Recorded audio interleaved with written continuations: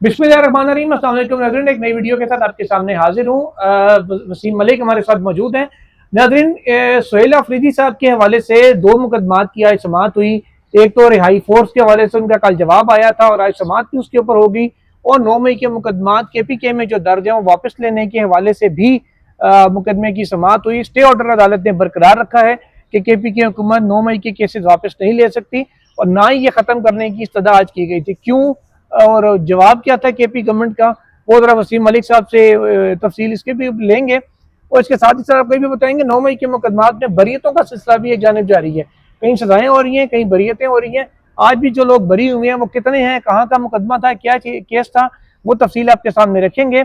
और इसके साथ ही साथ इमरान खान साहब की सेहत का मामला भी आज डिस्कस करेंगे कि जिसपे कभी जमीन आसमान एक करने की बातें हो रही थी कि अब तो नहीं छोड़ना, अब ये कर देंगे, अब वो कर देंगे, 85% आंख ज़ाया हो गई, लेकिन अब मुकम्मल सन्नाटा है। पार्टी की आदत तो चले, उनको कहा जाता है कि जी कंप्रोमाइज हो गई, ये हो गया, वो हो गया, लेकिन खान साहब की फैमिली ने भी दोबारा उन चीज़ों को प्रेस उस तरीके से नहीं किया। ये उनका स्टेटमेंट भी उस हवाले से नहीं आ रहा। उसकी क्या वजूहत हैं, अचानक से ये खामोशी क्यों हुई है और ये खामोशी क्या प्रेशर में है या इसके पीछे कोई वजह है जो ये खामोशी छाई है। इस सबसे पहले आज़ाद कश्मीर की सूरत हाल को डिस्कस करेंगे। कल वहाँ पे इलेक्शन हुआ, मीरपुर, कोटी और जो 3 अजला हैं, मीरपुर डिवीजन बेसिकली, उसमें वो इलेक्शन तो इस काबिल नहीं है कि उसके ऊपर हम बात करके अपना और आपका टाइम ज़ाया करें। अलबत्ता मीरपुर में रावला कोट और उसके अतराफ में जो सिचुएशन है वो इंतहाई ख़राब है। जो इतलात आ रही हैं अभी तक, ज़ाहिर है क्योंकि वहाँ पे कनेक्टिविटी उस तरह की नहीं है कि हम सरकारी सतह पे या किसी भी आज़ाद ज़राए से उसकी चीज़ों की तस्दीक कर सकें, लेकिन जो इतलात आ रही हैं वो इंतहाई तशवीशनाक हैं। फोर्सेस में और शहरियों के दरमियान तसादुम की सूरत हाल है एक्शन कमेटी में। इवन के मीरपुर में तो जो रावला कोट में चीज़ हो रही है उसका एक प्रोटेस्ट हो रहा था कि जी ये सिलसिला बंद किया जाए, जो आपस की मार धाड़ है फोर्सेस की और अवाम की लड़ाई का, उसके ऊपर भी मुजाहिरीन के ऊपर भी फोर्सेस की जानिब से कार्रवाई की गई है। वसीम मलिक साहब, जरा जो इतलात आ रही है कश्मीर के हवाले से वो बड़ी तशवीशनाक है। मतलब कोई एग्जैक्ट फिगर तो कोई नहीं दे सकता, लेकिन कहा यह जा रहा है कि जब लॉन्ग मार्च आगे बढ़ना शुरू हुआ तो उनके ऊपर फायरिंग की गई, बड़ी तादाद में बताया जा रहा है कि शहादतें हुई हैं। ज़ाहिर दोनों साइड से जो भी वो शहीद है दोनों मुसलमान हैं और एक ही खिते के हैं सारे। बाज़ लोग ये भी, बाज़ ट्वीट हमने ये भी देखे हैं, खबरें ये भी देखी हैं कि क्रॉस फायरिंग हुई है। बाज़ जगह कहा जा रहा है कि सिर्फ एक साइड से फायरिंग हो रही है। तो किसी भी चीज़ की कंफर्मेशन कोई नहीं है, लेकिन जो इस सारे में बंदा एक मरा या 100 मरे, तादाद इस वक्त मैटर नहीं कर रही। बात यह है कि इस वक्त जो आपकी लीडरशिप है सारी, वो कहाँ है, जिनकी जिम्मेदारी है वो आज़ाद कश्मीर के प्राइम मिनिस्टर हों। वो ट्वीट्स में और प्रोग्रामों में तो कह देते हैं ऐसा नहीं होना चाहिए, वैसा नहीं होना चाहिए। वो ऑन ग्राउंड किधर है, वो क्यों नहीं बोल रहे इसके ऊपर। अभी तक वो वज़ीर आज़म है, जो वज़ीर आज़म पाकिस्तान है, कश्मीर काउंसिल के चेयरमैन है, वो कहाँ है, वो क्यों खामोश है। मौलाना फजल रहमान जो सालिस बने हुए थे वो क्यों खामोश है, किसी की कोई आवाज़ नहीं आ रही। एक कश्मीर की बेटी थी मरियम नवाज, वो भी खामोश है, वो भी किरदार अदा नहीं अपना कर रही बीच में आके कि कम अज़ कम ये लड़ाई झगड़ा रुके, फायरिंग रुके और थोड़ी सी चीज़ों को पुरसकून अंदाज में बातचीत के जरिए तय किया जाए। कश्मीर का बेटा था बिलावल भुट्टो, उन दोनों की सीटें जब किसी की 2-2 4 निकल आई हैं वो भी चुप करके बैठ गए हैं। वहाँ के जो एक हॉट फेवरेट बने हुए आजकल, कह लें कि हॉट केक्स की तरह उनके टिकट बिक रहे हैं, IPP अलीम खान साहब, वो भी नहीं बोल रहे। देखिए सुनिए, हार्ट फेवरेट अवाम की नज़रें हैं। मसला ये है कि हम कश्मीर के इंतखाबात को क्यों डिस्कस नहीं कर रहे। हालांकि कहीं पे भी इलेक्शन होता है तो वो तो वहाँ की उस दिन की सबसे बड़ी खबर होती है, लेकिन ये इलेक्शन नहीं थे। जब अवाम घरों से बाहर निकलकर वोट ही ना डालें, जब टर्न आउट ही ना हो, जब इंतखाबात का अवाम बाइकाट करें, वो लोग एक्शन कमेटी के साथ खड़े हों। और मैं अब बावसूख अंदाज में ये कह सकता हूं बतौर सहाफ़ी कि वो लोग एक्शन कमेटी के साथ खड़े हैं, क्योंकि गुज़श्ता रोज मेरा लिटमस टेस्ट था जो दुनिया ने देखा। और ये मैं वफाकी दारुल हुकूमत इस्लामाबाद में बैठकर हुकूमत की किसी बुग़्ज़ में ये दावा नहीं कर रहा, वहां के अपने सियासतदान ये दावा कर रहे हैं, वहां का लोकल मीडिया ये दावा कर रहा है, वहां के यानी शाहिदीन ये दावा कर रहे हैं। आप जिससे भी बात करें जो कल इंतखाबात को कवर कर रहा था, वो यही कह रहा है कि टर्नआउट नहीं था। लेकिन उसके बावजूद 6 बजे के बाद वोटर्स का एक ऐसा अनदेखा सैलाब आता है जो टर्नआउट को बहा के ले जाता है 40 से 50, बाज़ जगहों पर 60 और एक पोलिंग स्टेशन पर मैं देख रहा था 95% तक ले गया वो। अभी बिलावल भुट्टो जरदारी एक ड्रामा कर रहे हैं मुजफ्फराबाद में खड़े होके, लेकिन टर्नआउट के बारे में वो भी बात कर रहे हैं, राजा परवेज अशरफ भी बात कर रहे हैं। तो ये आपकी अपनी जो आपकी सो कॉल्ड मुहिब्बे वतन जमाते हैं, जो कि इस मुल्क के खिलाफ नहीं है, इस निजाम का हिस्सा है, वो ये दावा कर रही हैं। तो फिर उसके बाद आप करिश्मा साजी करते हुए PMLN को नशिस्तें दें, पीपल्स पार्टी को दें, अलीम खान को दें, महज ये एक सियासी ड्रामा था। दूसरा कि जब जुल्करनैन इकबाल साहब अपने ही लोग, अपने ही लोगों के हाथों मैसूर हों, तो इससे बड़ी कोई खबर और नहीं होती। अब ये खबर देते हुए मातम करने को भी दिल करता है, हाथ जोड़ने को भी दिल करता है, या सिर्फ रिपोर्टिंग करने का दिल नहीं करता, या तरला डालने का भी दिल करता है कि खुदारा होश के नाखुन लें। एक्शन कमेटी वो इंडियन एजेंट है। 4 दिन पहले सैयद कमर रजा वहां बैठ के उनके साथ क्या बात कर रहे थे, क्यों कर रहे थे? वो मेरे साथ या जुल्करनैन इकबाल साहब के साथ बैठ के बात कर रहे थे। उन्हें हमने भेजा था, अक्टूबर 2025 में उन्हीं के साथ मुआहिदा किया, हमारे कहने पे आप लोगों ने मुआहिदा किया। 50 दिन हो गए हैं मासरे को कश्मीर के। अब वो कल निकले हैं, लोगों ने आपको वोट नहीं किया, आपके इंतखाबात का ड्रामा फ्लॉप हो गया। उसके बाद लोग निकले, रावलाकोट शहर जो कि मैसूर था, उन्होंने वो मुहासरा तोड़ा, शहर के अंदर दाखिल हुए। अब इस मामले पे हमारे पास कोई इंडिपेंडेंट सोर्स नहीं है। वजह उसकी मैं आपको बता देता हूं। वहां का अस्पताल, लोग जख्मी वहां नहीं जा पा रहे। तनाजा भी CMH से शुरू हुआ था। अब किसी के पास मेडिको लीगल भी नहीं होगा, किसी के पास पोस्टमार्टम भी नहीं होगा, किसी के पास कॉज ऑफ डेथ भी नहीं होगा, लेकिन उनके पास लाशें हैं, उनके पास कब्रें हैं, उनके पास जख्मियों की फुटेजेस हैं। दो ही राय है, या तो क्लैश में ये सब कुछ हुआ है, या फिर वो ऐसे हिंदुस्तानी एजेंट हैं जो हमारी फौज और हमारी रियासत को बदनाम करने के लिए अपने ही बच्चों को गोलियां मार के कत्ल कर रहे हैं, लाशें दिखा रहे हैं और बाद में दफना रहे हैं। दो पॉसिबिलिटीज है ना, तीसरा तो कुछ नहीं हो सकता। और खुदा न खास्ता जो हमारी सिक्योरिटी फोर्सेस के लोग हैं, हमारी आंख कतार हैं, उनमें से भी कोई शहीद होता है तो हमें उससे भी ज्यादा दुख होता है। बिल्कुल ऐसे law enforcement agencies in line of duty अगर वो शहीद होती है, लेकिन अगर क्रॉस फायरिंग हुई है, खुदा न खास्ता किसी दूसरी तरफ कोई नुकसान हुआ है, तो रियासत दिखाए ना हमें।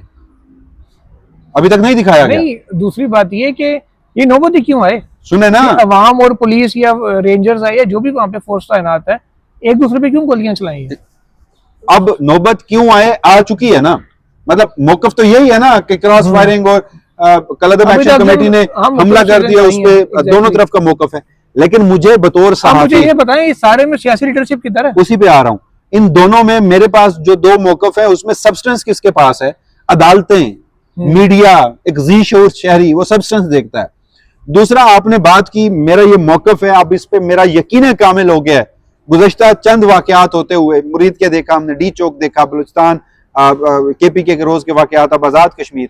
सर, मुस्लिम लीग नून, बिलावल भुट्टो जरदारी की पाकिस्तान पीपल्स पार्टी, आसिफ अली जरदारी की पाकिस्तान पीपल्स पार्टी, मरियम की, शहबाज की, नवाज की, हमजा की मुस्लिम लीग नून, इन्होंने इस मुल्क में शख्सी आजादियां, इन्होंने इस मुल्क में आने का पाकिस्तान, इन्होंने इस मुल्क में जमहूरियत को, अवाम को जितना नुकसान पहुंचाया है, कोई आमिर नहीं पहुंचा सका आज तक। और ये हमेशा फौजी एस्टैब्लिशमेंट की किसी न किसी वक्त में जेर ताब रही हैं। अब वो बदला जो है वो ले रही है अवाम के साथ। वहां मुस्लिम लीग नून जीत गई है, अवाम हार गए हैं। आपने कल देखा था सेलिब्रेशन, ये लोग उसको वहां पर सेलिब्रेट कर रहे हैं। जो शहबाज शरीफ साहब हैं, उन्हें स्पेन के किसी साने पर तो दुख है, वहां कोई आग लगी है, जो घर में आग लगी है वो उन्हें नजर नहीं आ रही। जैसे सतर मिनल्ला यहां पर होते थे तो इस तरह के केसेस में वो बैठ के कहते थे कि हम शुतर मुर्ग की तरह रेत में अपनी गर्दन धसा लें, सर धसा लें, तो इसका यह मतलब नहीं है कि इर्द गिर्द सब अच्छा है। तो इस वक्त हम सब ने वही किया हुआ है। लेकिन आखिर में मैं सिर्फ एक कमेंट करूंगा, रावलाकोट में जो हुआ, इतलात हैं अब भी वही हो रहा है। मुजाहिरीन पीछे हटने को तैयार नहीं, फोर्सेस पीछे हटने को तैयार नहीं। मीरपुर की जो आपने शुरू में तस्करा किया था, वहां तो इलेक्शन थे, वहां तो कोई लॉन्ग मार्च नहीं था। वहां पर अगर कुछ नौजवान झंडे लेकर, कश्मीरी झंडे, 10-15 लोग थे जो वो झंडे लेकर सड़क पे खड़े हैं, कोई आता है, रुकता है, उतरता है, शुरू हो जाता है, और फिर लोग गिर जाते हैं और फिर उनको उठाकर साथ भी ले जाते हैं। वो जिंदा भी है नहीं है मुझे नहीं पता। तो क्या वहां पर भी कोई इंडियन एजेंट था? पूरा कश्मीर, पूरा पाकिस्तान हिंदुस्तानी एजेंट है। आखिर में सिर्फ एक ही बात है सर, 10 बरसता गुजारिश है, अवाम रहेंगे तो आप हुक्मरानी करेंगे ना। एग्जैक्टली। सुनिए उधर गलियां तो मिर्दा यार फिरे। बहरहाल मुल्क अवाम से ही होता है जी, अवाम के ऊपर ही हुक्मरान होते हैं। अगर सारे हुक्मरान रह जाएंगे, अवाम नहीं रहेगी, तो फिर हुक्मरानी किसकी? बात बिल्कुल ठीक है। अब जरा ये बताएं कि इमरान खान साहब के सेहत के ऊपर पहले आते हैं, फिर 9 मई पे जाएं। 9 मई की बरीतें बड़ी इंपॉर्टेंट है जो डिस्कस करने वाली हैं। ये अचानक से इमरान खान की सेहत पे खामोशी क्यों हो गई है? क्या इनको मिलवा दिया गया है किसी को चुप चुपीते और कहा कि गल नहीं करनी, देख लें, मिल लें, ठीक है? या पैगाम ऐसा दे दिया कि सादे पैगाम पे तो यकीन दहानी होनी नहीं।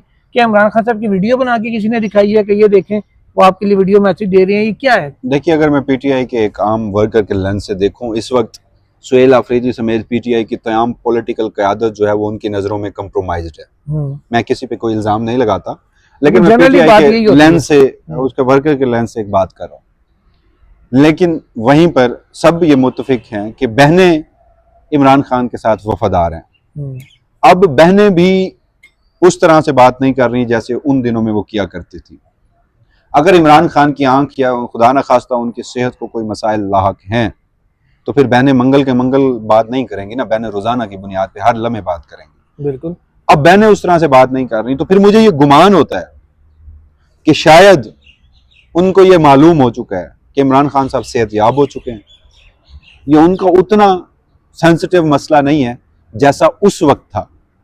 अब ये किस चैनल के जरिए हुआ है ये मुझे नहीं पता, मतलब ये मेरा कयास है कि शायद बहनों को इस बात पे इत्मीनान हो गया, अदरवाइज दूसरी कोई पॉसिबिलिटी मुझे नजर नहीं आती। तो इत्मीनान किस बेस पे हुआ, किस बेस पे हो सकता है? जैसे फर्ज करें, मैं आपके सिनेरियो सामने रखता हूँ, गौहर साहब का तो राब्ता है मोहसिन नकवी साहब के साथ, ठीक है? अब नहीं, ज़बानी कलामी देखिए, आप जो जितने भी सिनेरियोज रख रहे हैं ना, ज़बानी कलामी तो बहनें भी इतबार नहीं करेंगी। मैं इसी तरफ आ रहा हूं ना, ऐसा क्या हुआ? अब या तो बहनों में से किसी ने मुलाकात की है जो कि रिपोर्ट नहीं हुई, और मुझे भी नहीं लगता हुई हो, तो या फिर बहनों का कोई एक ऐसा ट्रस्टेड बंदा, उससे खान की मुलाकात करवा दी गई है, उसने आके बहनों को बताया कुछ है। अब ये एग्जैक्टली क्या है, तो ये सारी कयास तो है। ये जो पूरे फरार मुलाकात है, मतलब ये कयास है, मुझे नहीं पता हुई है या नहीं। जिसके बाद ये सारे क्या लेंगे पुरसकून हो गए काफी हद तक। तो यासिर हुसैन साहब की कुछ दिन पहले खबर थी कि उनके शायद वो हाथ कांपना शुरू हुए, इमरान खान साहब की ये जो पार्किंसन टाइप डिजीज है, शायद ये गालिबन उन्हें हुई है, क्योंकि ये अगर हुई है तो लाइफ लॉन्ग डिजीज है वैसे, लेकिन ये इसमें आपको उठना बैठना ये वो चीजें काफी मसाइल इसमें होते हैं। इसके हवाले से भी उस खबर के ऊपर भी पीटीआई का कोई रद्द अमल नहीं आया, बिल्कुल ना तो कोई रद्द अमल आया है, ना उसके बाद डॉक्टर्स की कोई टीम अडियाला पहुंची है, तो मुलाकात अब नहीं हो रही, कैद तन्हाई है। लेकिन बुशरा बीबी से इमरान खान साहब की मुलाकात हो रही है, और बुशरा बीबी से उनकी फैमिली की भी मुलाकात हो रही है। ये भी एक चैनल हो सकता है। बहरहाल चैनल जो भी है, खैर उनके घर वाले मुतमईन है, तो फिर दूसरे कौन होते हैं इतराज करने वाले? 9 मई के केसेस केपीके में वापस होने की बातें हो रही हैं।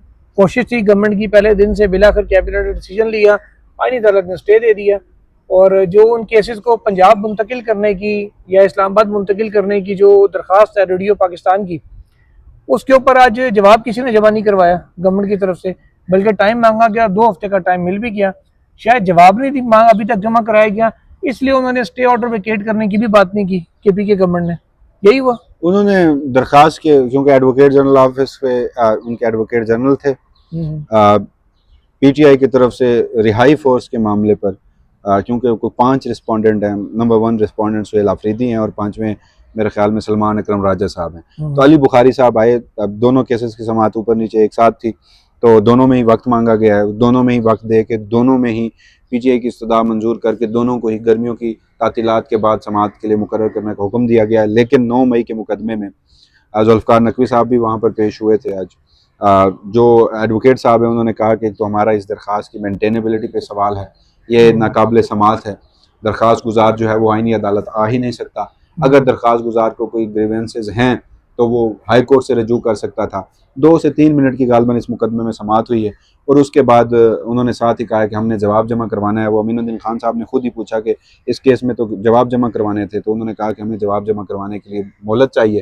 तो वो मोहलत दे दी गई। उसके फ़ौरन बाद सुहेल अफरीदी साहब वाला मामला आया, उसमें अली बुखारी साहब ने कहा कि मैं सुहेल अफरीदी को तो रिप्रेजेंट करूँगा ही करूँगा, लेकिन मुझे सुबह बताया गया कि मैंने सलमान राजा साहब को भी रिप्रेजेंट करना है, और उनका मैंने वकालतनामा जो है वो जमा करवाना है, अगली डेट तक वकालतनामा भी, और उनका जवाब जो है वो भी आपको जमा करवा दूंगा। सुहेल अफरीदी हाल तो पहले करवा चुके थे, उसका भी तस्करा नहीं हुआ। साथ ही एडवोकेट जनरल ने कहा कि जी चूंकि ये सियासी नोयत की दरख्वास्त है, और इस पर हम भी ये चाहते हैं कि जो पार्टी के सेक्रेटरी जनरल है वो आकर इस पर अपना मौक़िफ़ जो है वो दें।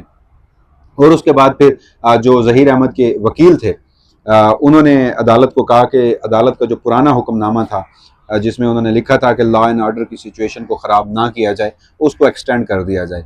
तो जब ये हुआ तो पीटीआई के वकला हंसने लगे। जस्टिस अमीनुद्दीन खान भी इस बात पे हंस पड़े। अच्छा। और उन्होंने ये कहा कि बड़े हंसते हुए, बड़े मुस्कुराते हुए कहा कि ये ऐसा नहीं करेंगे, जैसे उन्हें बहुत यकीन हो। मतलब उन्होंने कहा कि ये ऐसा नहीं करेंगे। साथ ही फिर उन्होंने एक क्लैरिफिकेशन दी कि हमारा जो पुराना वो ऑर्डर था वो आज की तारीख तक महदूद नहीं था, तो उसकी तोसीह की कोई ज़रूरत नहीं है। और उसके फ़ौरन बाद ये दरख्वास्त की समाअत जो है ये भी गर्मियों की तातीलात के बाद मुलतवी हो चुकी है। अब देखना ये है 5 अगस्त को सुहेल आफरीदी साहब आते हैं स्टेज पर, वो क्या अनाउंस करते हैं। अब बवक्त ज़रूरत, जब भी ज़रूरत पड़ी तो छुट्टियों के दौरान भी लगाई जा सकती है, वो तो अदालत की सवाबदीद है। बहरहाल ये भी है, अगर ऑर्डर में लिख दिया है रिलीज ऑफ समर वेकेशंस, तो वो रिटन ऑर्डर तो फिर रूल्स और कानून तो जो भी कहे, लेकिन रिटन ऑर्डर अभी आया तो नहीं आया नहीं है, लेकिन 5 अगस्त से पहले तो आ ही जाएगा ना। जितने यकीन से उन्होंने कहा ये कुछ नहीं करेंगे, वो मामूली बात नहीं है। अच्छा, चारसदा में 9 मई के केसेस थे, उसमें पीटीआई के 23 कारकुनान बरी हो गए हैं आज ट्रायल कोर्ट से। उन पे जो भी दहशतगर्दी, ये सदादत दहशतगर्दी अदालत थी या हाँ जी, जो भी दायरे इंसदाद दहशतगर्दी, इसमें सारे उन पे एटीआई लगी थी ना, तो सारे दफात उन्होंने कलअदम करार दे के ख़त्म करके तो 23 जो नामजद उसमें गिरफ्तार मुल्ज़मान थे उनको बरी कर दिया और रिहा करने का हुक्म जारी किया। तो अगर इन केस आपको केसेस ट्रांसफ़र करने का नहीं भी मिलता ऑर्डर, या वो स्टे बरकरार रहता है, नीचे प्रोसिक्यूशन से ट्रायल जल्दी चलवा के, क्योंकि एविडेंस तो है नहीं, तो मेरे ख्याल में ट्रायल पे भी कहीं हुक्म इम्तना ना हो। नहीं, ट्रायल पे इम्तना नहीं है। अच्छा, केसेस ट्रांसफ़र करने के ऊपर है, क्या वापस नहीं ले सकते, केस बेसिकली विड्रॉल के ऊपर है। हाँ ठीक है, तो विड्रॉल के ऊपर है, विड्रॉ ना करें, वहाँ केस चला के बताएं कि पुलिस की एविडेंस है नहीं है, जो भी सिलसिला है वहाँ से फैसला करा लें। अपील कहाँ जाएगी? उनकी बात अलग है, सुहेल आफरीदी किसी मुकदमे में नामजद हैं तो उसमें वो जज भी, अब अपील कहाँ जाएगी? हाई कोर्ट में, पेशावर हाई कोर्ट ही जाएगी ना, वहाँ से फिर सुप्रीम कोर्ट आएगी, आईनी अदालत तो जा नहीं सकती। वाला ये दहशतगर्दी एक्ट में कल अमेंडमेंट होते हैं और आईनी अदालत चली जाए। वो तो जिस दिन ये हुआ ना, नैब वाला फैसला हुआ, अटॉर्नी जनरल ऑफिस के एक ऑफिसर वहाँ मौजूद थे अदालत में। जो ये इन्होंने जजमेंट अनाउंस की, आप भी वहीं थे, मैं भी वहीं था। मैं जब बाहर आया, मैं बाहर निकल रहा था जब टिकर बनाने के लिए, उन्होंने मेरे हाथ पकड़ के कहा कि आप एफआईए में अमेंडमेंट आने लगी है, ये वो इमरान खान का तोशा खाना 2 भी उधर ही जाएगा, आईनी अदालत में। अच्छा, वो फिर मुझे पता है कि वो आप जिसके साथ जा रहे थे वो अटॉर्नी जनरल ऑफिस का कौन सा बंदा था, क्योंकि मैं उसका आईनी शाहिद हूँ।